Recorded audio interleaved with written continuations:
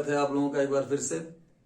पिछले एपिसोड में आपने फर्स्ट लॉ का यूज सीखा कि कैसे हम इसके थ्रू वर्क डन और heat, delta E, delta H वगैरह निकाल सकते हैं। लेकिन हमने अप्लाई केवल दो प्रोसेस पे किया था, एक आइसोबैरिक और एक आइसोकोरिक प्रोसेस, जिसमें प्रेशर कांस्टेंट था और एक केस में वॉल्यूम कांस्टेंट था। उसके केस में हम लोगों ने इरिवर्सिबल और रिवर्सिबल के वर्क डन निकालने की कोशिश की थी और कुछ हथियारों के साथ हमने ये काम किया था जो मैंने आपको पिछले एपिसोड में पढ़ाए थे। वो हथियार अभी भी हमारे पास हैं, इन्हीं का यूज आज भी हम लोगों को करना है। लेकिन आज के युद्ध में हमारा सामना आइसोथर्मल प्रोसेस से होने वाला है। तो अगर आपको इनमें से कुछ कम याद आ रहा हो तो आप पिछला एपिसोड एक बार देख लें तो सारा याद आ जाएगा। बहुत अच्छे से समझाया था मैंने इसे। तो आज हम इसको अप्लाई करते हैं आइसोथर्मल पे। आइए देखते हैं क्या होता है। आइसोथर्मल प्रोसेस का सीधा सीधा मतलब है कि टेम्परेचर का चेंज नहीं हो रहा है through out the process. Temperature नहीं बदल रहा है, यानी डेल्टा टी की वैल्यू 0 है। कैसे पता चलेगा क्वेश्चन को पढ़ के कि ये प्रोसेस आइसोथर्मल कंडीशन पे कराई गई?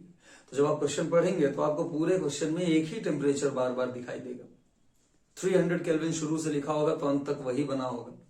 तो देखते ही आप उन सब लोगों को 0 कर देंगे जिसमें डेल्टा टी का यूज होता है। सिंपल, हमने जो फॉर्मूले पढ़े उसके अनुसार delta E NCV delta T के बराबर है और यहाँ एनसीपी डेल्टा टी, तो दोनों में डेल्टा टी की वैल्यू 0 होने की वजह से इन दोनों की वैल्यू 0 है।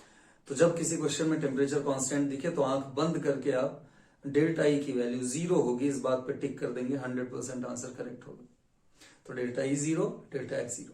लेकिन इससे एक और चीज हमको मिल गई। फर्स्ट लॉ ऑफ थर्मोडायनेमिक्स कहता है कि delta E Q plus W के बराबर है। तो डेल्टा ई अगर क्यू प्लस डब्ल्यू के बराबर है तो इसका मतलब क्यू प्लस डब्ल्यू भी 0 है, क्योंकि डेल्टा ई 0 है। तो इससे साबित हो गया कि Q is equal to minus W. यानी इससे समझ में क्या आ रहा है? समझ में आ रहा है कि उस प्रोसेस के दौरान अगर आप कुछ हीट दे रहे हैं तो उससे सिस्टम वर्क कर दे रही, तो हीट वर्क में कन्वर्ट हो गई, तो इंटरनल एनर्जी में कोई फर्क नहीं पड़ा। या सिस्टम वर्क कर रही है तो वो हीट के रूप में लॉस्ट हो जा रही है। यानी कहीं ना कहीं हीट और वर्क एक दूसरे में इंटर कन्वर्टिबल है, इसीलिए डेल्टा ई की वैल्यू 0 आ रही है। तो अल्टीमेटली अब जरा वर्क भी निकाल लेते हैं, यही बचा है।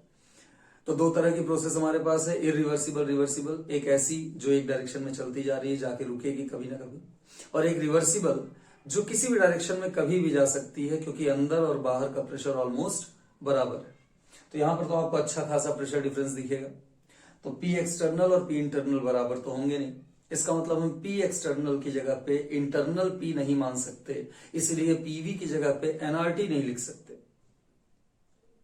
तो भाई साहब फॉर्मूला क्या चेंज कर पाए हम यहाँ पर? Minus P external V2 minus V1। यहीं पे आके मामला अटक गया। शुरुआत हमने दोनों वर्क की वहीं से की है, सेम फॉर्मूले से, क्योंकि बेसिक फॉर्मूला तो मैकेनिकल वर्क का हमारा यही।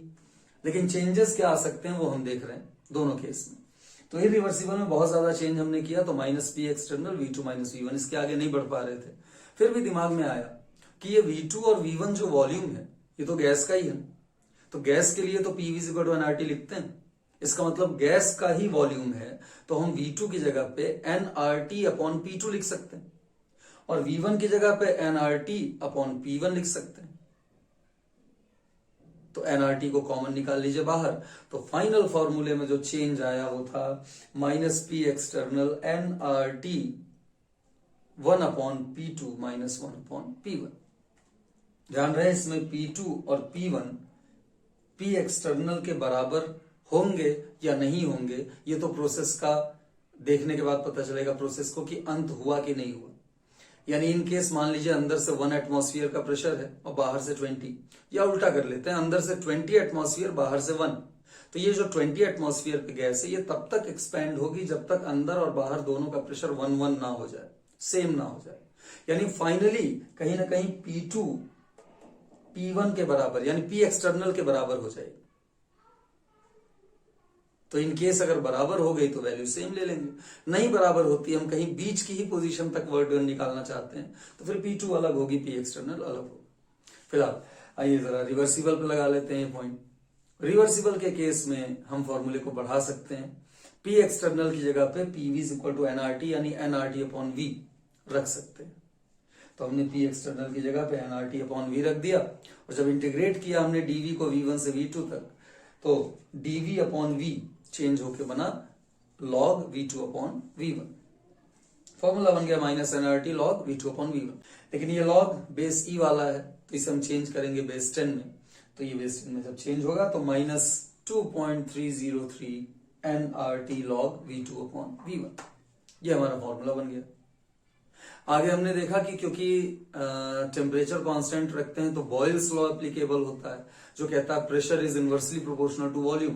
तो अगर pressure inversely proportional to volume है तो हम V2 अपॉन V1 की जगह पे P1 अपॉन P2 भी लिख सकते हैं। तो आपके सामने सारे चेंजेस हैं, कब कौन सा फॉर्मूला लगाना है ये आपने देख लिया है। आइसोथर्मल प्रोसेस के दौरान delta E 0, delta H 0, Q is equal to minus W and this W may be reversible और irreversible। तो अगर irreversible है तो ऐसे निकालेंगे, रिवर्सिबल है तो ऐसे निकालेंगे। इसी के साथ आइसोथर्मल प्रोसेस की कहानी मैंने आपको समझा दी। हम क्वेश्चंस करेंगे, उससे पहले एडियाबैटिक भी सीख लेते हैं।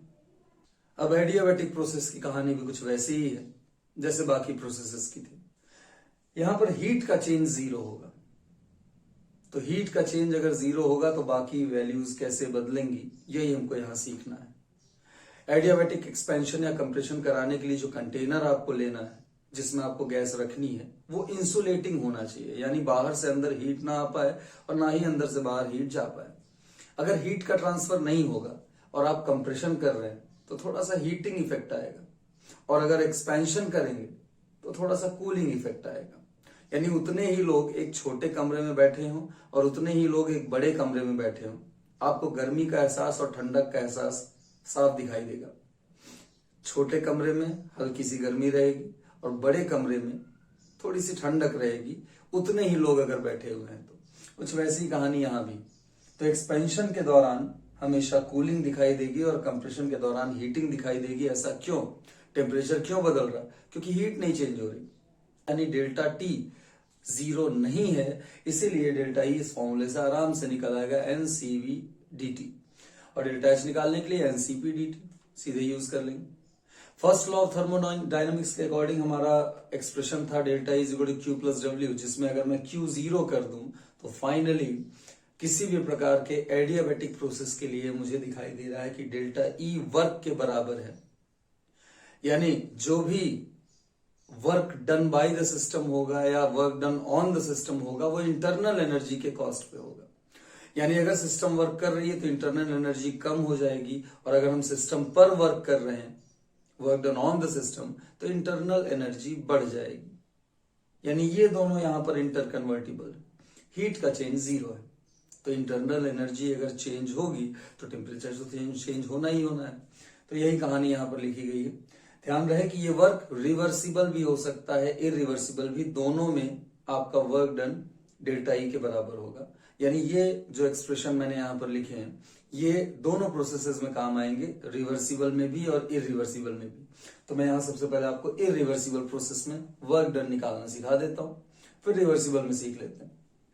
इरिवर्सिबल प्रोसेस में क्योंकि हमको पता है डेल्टा E वर्क इरिवर्सिबल के बराबर है, रिवर्सिबल में भी बराबर होगा, तो क्या मैं लिख सकता हूं डेल्टा E की जगह पे NCV T2 माइनस T1, और इरिवर्सिबल वर्क डन इज, शुरुआत तो हमेशा वहीं से करते हैं हम लोग वर्क डन की, minus P external V2 minus V1।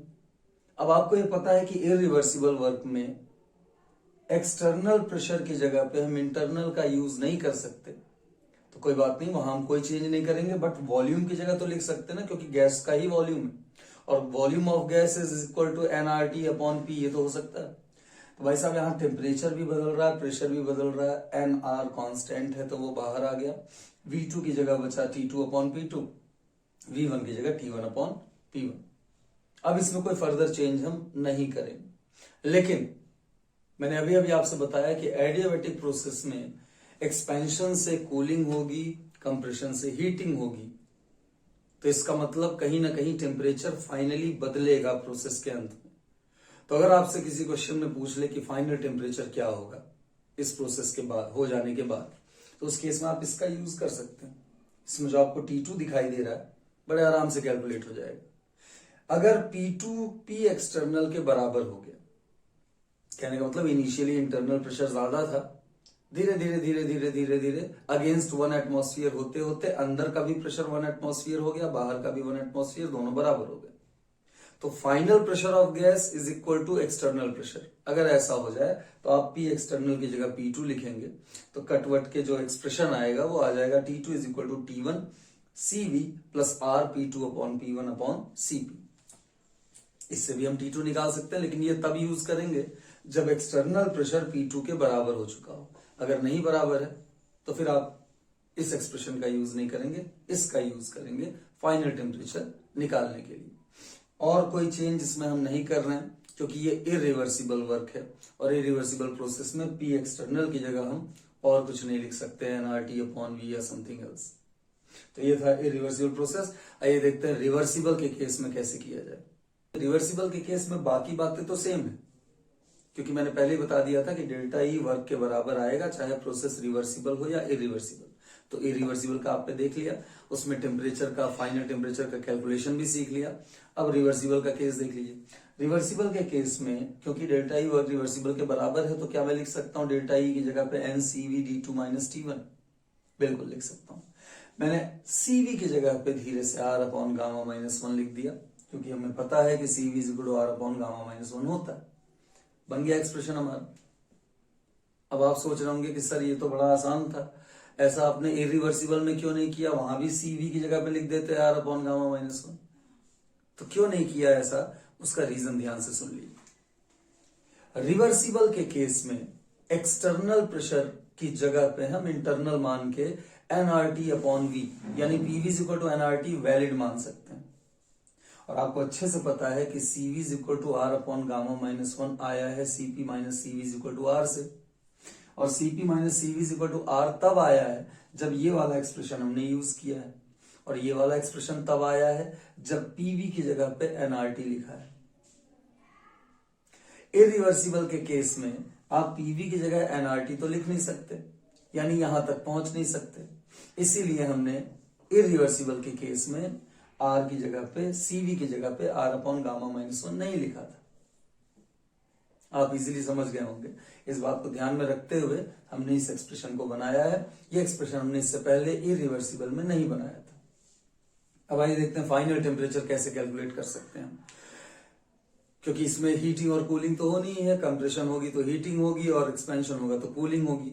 In case cooling या हीटिंग कुछ भी होती है तो फाइनल टेम्परेचर कहां से निकलेगा? तो यहां पर पॉइजन्स रिलेशन चलते हैं। नॉर्मल बॉयल्स लॉ काम नहीं करता, यानी जो नॉर्मली बॉयल्स लॉ कहता है कि PV इज कांस्टेंट या P1 V1 is equal to P2 V2, तो वो यहां पर काम नहीं करता। यहां पर गामा आ जाती है एक नई पावर में। कैसे आती है उसकी डेरिवेशन मैं आपको बता दे रहा हूं शॉर्ट में, बट ये रिलेशंस आपको याद होने चाहिए। आप इसी से निकालेंगे फाइनल टेम्परेचर क्या होगा, फाइनल प्रेशर क्या होगा गैस का, या फाइनल वॉल्यूम क्या होगा। इस एक्सप्रेशन से निकालेंगे, इन एक्सप्रेशन से निकालेंगे। कैसे? हम डेरिवेशन देख लेते हैं शॉर्ट में, आपको इजी डेरिवेशन बता रहा हूं मैं, सिंपलेस्ट। हमें पता है कि NCV T2 माइनस T1 या NCV DT is minus P external DV। This is basic formula for adiabatic process, क्योंकि डेल्टा ई बराबर वर्क है। अब मैंने P की जगह पे nRT अपॉन V लिख दिया, तो यहां से NN कट गया, बचा CV DT is equal to minus RT upon V DV। आप समझ सकते हैं कि यहां पर RT अपॉन V क्यों आया, क्योंकि हम रिवर्सिबल की बात कर रहे हैं। ऐसा हम इरिवर्सिबल में नहीं कर सकते थे, इसीलिए ये पूरा लॉ वैलिड है केवल रिवर्सिबल एडियाबैटिक प्रोसेस के लिए। यानी ये सारे फॉर्मूले आप लगाएंगे रिवर्सिबल एडियाबैटिक प्रोसेस में। इरिवर्सिबल में ऐसा कोई रिलेशन आपको यूज नहीं करना है। आइए आगे देखते हैं। CVDT minus RT upon V DV में मैंने दोनों एक्सप्रेशंस को डिवाइड किया है CV और T से। तो T से डिवाइड करने पे यहां पर T बच गया, CV कट गया, और यहां पर CV बच गया, T कट गया। अब इस एक्सप्रेशन में आपको कुछ कुछ दिख रहा होगा R अपॉन CV, और R अपॉन CV की जगह पर हम लिख सकते हैं गामा माइनस 1। तो मैंने लिख दिया गामा माइनस 1। अब हम दोनों साइड्स को इंटीग्रेट कर देते हैं, इसको T1 से T2 तक और इसको V1 से V2 तक। 1 माइनस गामा बाहर आ गया, ये बन गया log T2 अपॉन T1, वो हो गया log V2 अपॉन V1। और 1 माइनस गामा को जब आप पावर में डालेंगे तो रिलेशनशिप हमको दिखाई दे रहा है कि T is directly proportional to V की पावर 1 माइनस गामा। उस रिलेशन में अगर वॉल्यूम को इधर ले आए तो वो गामा माइनस 1 हो जाएगा। साफ जाहिर है कि T into V gamma minus 1 is constant. अब आप सोच रहे होंगे बाकी दो एक्सप्रेशंस कैसे डिराइव होंगे। अब तो और आसान हो गया आपके लिए। अब आप t की जगह पे PV is equal to NRT के एक्सप्रेशन के अनुसार जो भी वैल्यूज आती हैं रख दीजिए, या V की जगह पे NRT अपॉन P रख दीजिए। आपको P और T का रिलेशन भी मिल जाएगा, V और P का रिलेशन भी इजीली मिल जाएगा। तो बाकी डेरिवेशंस हम लोग नहीं करेंगे, एक मैंने आपको करके दिखा दिया है कि किस तरीके से ये रिलेशनशिप्स आते हैं हमारे सामने। तो यहाँ पर आपको दो बातें नई सीखने को मिली। पहली बात, हमने CV की जगह पे R अपॉन गामा माइनस 1 क्यों ले लिया यहाँ पर, क्योंकि ये रिवर्सिबल प्रोसेस था, और रिवर्सिबल प्रोसेस में PV NRT के बराबर हम यूज कर सकते हैं। दूसरी बात सीखने को मिली कि फाइनल टेम्परेचर यहाँ पर निकालने के लिए हमको बॉयल्स लॉ, चार्ल्स लॉ, ये सारे बदले हुए रूप में दिख रहे हैं। यहाँ गामा यूज हो रहा है और नॉर्मली गामा यूज नहीं किया जाता। तो during adiabatic reversible process gamma का आपको ध्यान देना है।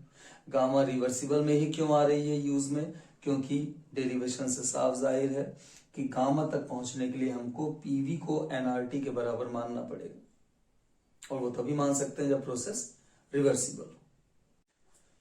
अब हम लोग सीखेंगे फ्री एक्सपेंशन का केस। बाकी सारे डिफिकल्ट केसेस हमने देख लिए, तो ये तो बहुत आसान है। फ्री एक्सपेंशन का मतलब एक्सटर्नल प्रेशर जीरो है, यानी अगेंस्ट वैक्यूम, बाहर से कोई भी प्रेशर नहीं है और एक्सपेंशन या कंप्रेशन हुई जा रही है। तो अगर एक्सपेंशन हो रही है फ्री, तो इसका मतलब एक चीज क्लियर है कि P एक्सटर्नल जीरो होने की वजह से वर्क डन जीरो। अगर वर्क डन जीरो, आंख बंद करके वर्क डन जीरो कर दीजिएगा, अगर लिखा हो कि gas expends freely in vacuum या अगेंस्ट जीरो प्रेशर, तो सीधे सीधे वर्क डन जीरो। सारे प्रोसेसेस में वर्क डन जीरो, क्योंकि P एक्सटर्नल जीरो। अब बात आई कि मान लीजिए प्रोसेस आइसोथर्मल था, तो उस केस में तो टेम्परेचर का चेंज भी जीरो होगा, और टेम्परेचर का चेंज अगर जीरो हुआ तो डेल्टा E तो जीरो होनी ही थी। डेल्टा E अगर जीरो है तो Q प्लस W जीरो है, और क्योंकि W भी जीरो है इसीलिए Q भी जीरो है। सीधे सीधे दिखाई दे रहा। मान लीजिए एडियाबैटिक थी तो क्या करते फ्री एक्सपेंशन में, तो हीट जीरो होती। हीट जीरो होती तो delta E is equal to Q plus W में हीट जीरो, वर्क तो जीरो था ही, इसीलिए यहां भी डेल्टा E जीरो ही आ रही है। अब जरा देख लेते हैं कि डेल्टा H बोथ केसेस में क्या आती है। अगर एडियाबैटिक प्रोसेस या आइसोथर्मल प्रोसेस में हमको डेल्टा H निकालना हुआ फ्री एक्सपेंशन के केस में, तो ये भी जीरो आ रही है। क्यों आ रही है जीरो, उसका reason, delta H is equal to delta E plus P delta V होता है। डेल्टा E तो दोनों प्रोसेस में जीरो है ही, P डेल्टा V में वर्क डन जीरो है, इसका मतलब साफ जाहिर है डेल्टा H भी जीरो है। तो ओवरऑल इसमें आपको जितने केसेस दिखाई दिए फ्री एक्सपेंशन के, वो मैंने समझा दिए। चाहे आइसोथर्मल हो चाहे एडियाबैटिक हो, आपको जीरो ही रखनी है सारी वैल्यूज।